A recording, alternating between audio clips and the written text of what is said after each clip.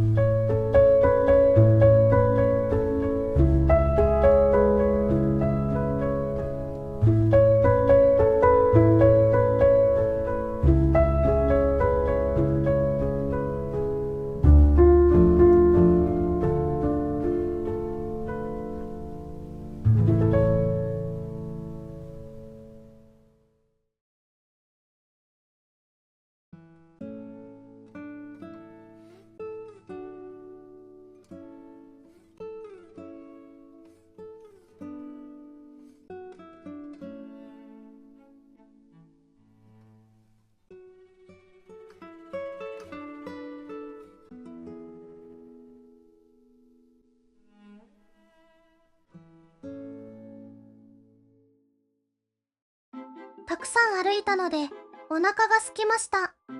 横浜赤レンガ倉庫に来ました。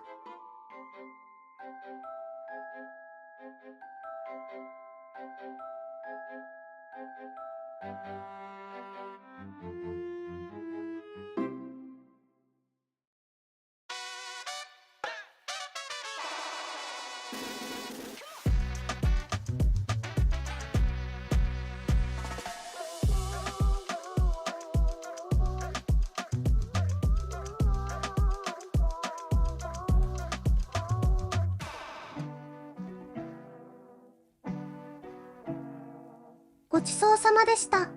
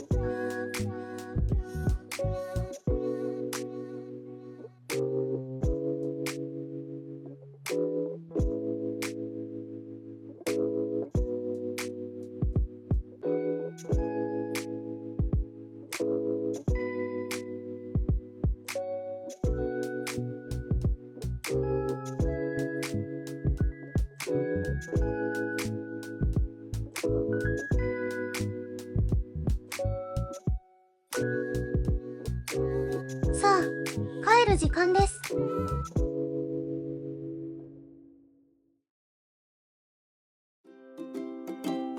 皆様、いかがだったでしょうか。最後までご覧いただきありがとうございました。コメントと登録お待ちしてるのだ。次回もお楽しみに。